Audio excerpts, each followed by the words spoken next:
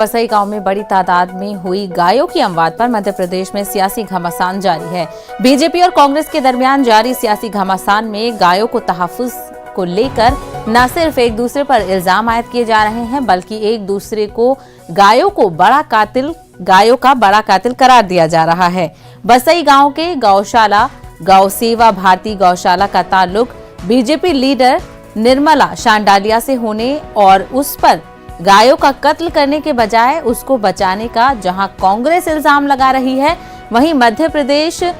गौ संवर्धन बोर्ड के नायब सदर स्वामी अखिलेश्वर आनंद महामंडलेश्वर ने दिग्विजय सिंह को गायों का सबसे बड़ा कातिल करार दिया है।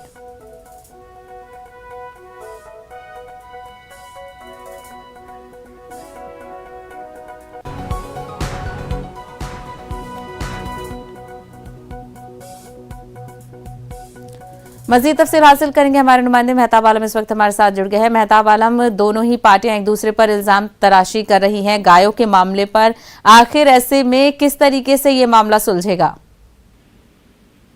साहिबा, सियासत की वजह यह है कि दोनों पार्टियों को ऑक्सीजन और सियासत जो है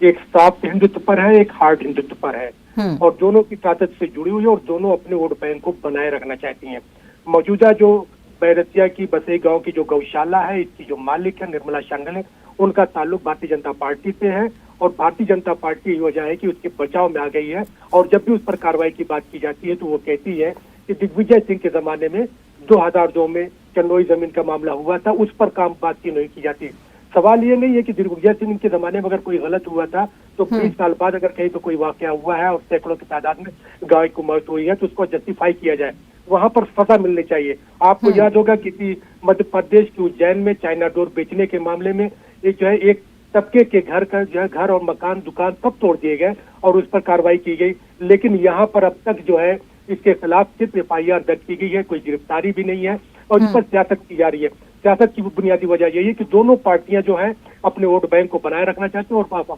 पब्लिक को ये बताना चाहती हैं कि गायों को लेकर किसके दिल में ज्यादा दर्द है। बिल्कुल मेहताब आलम, सियासत के अलावा जो सरकार है और एडमिनिस्ट्रेशन है, गौशाला में क्या कुछ इंतजामात में तब्दीली क्या की गई है इंतजामिया की तरफ से? देखिए, जो गौशाला है गौ सेवा भारती गौशाला, वहां पर जो गाय थी उनको जो है दूसरी तरह मुंतकिल शिफ्ट किया गया है, उनकी जो है तिब्बी जांच की गई है और इसके साथ साथ जो है हुकूमत ने जुडिशियल इंक्वायरी की बात कर दी और वहां के आसपास के जो गांव है जैसे ललरिया जजरिया की बात करें, वहां के मुसलमानों ने कल से जो है गौशाला में जो है मुफ्त भूसा बेचने का काम शुरू कर दिया। उनका कहना है कि इसमें भूख चारे की कमी से पानी की कमी से हम गायों को मरने नहीं देंगे। उसी के अगर दूसरा पहलू हमें देखते हैं तो यहाँ पर इस तरह की भी सियासत हो रही है कि गायों का सबसे बड़ा मुहाफिज कौन हो, सबसे बड़ा कातिल कौन है और इसके पीछे की सबसे बड़ी वजह यह है कि दोनों पार्टियों, जैसे मैंने बताया कि एक हार्ड हिंदुत्व पर है और एक सॉफ्ट हिंदुत्व पर, और दोनों अपने जो है वोट बैंक के एजेंडे पर काम कर रही हैं। गायों के तहफ्फुज की कोई बात नहीं हो रही है। अगर इतनी बड़ी तादाद में गायों की मौत हुई है वहां पर वो पाई गई हैं, अब ये जैसे स्वामी अखिलेशानंद मंडलेश्वर जो है वो ये कह रहे हैं कि वहां पर उस खातून पर इसलिए इल्जाम नहीं लगाना चाहिए क्योंकि नगर निगम ने वहां पर ले जाकर हड्डियां डंप कर दी हैं। ऐसे नगर निगम हड्डियां क्यों डंप कर दी? अगर नगर निगम,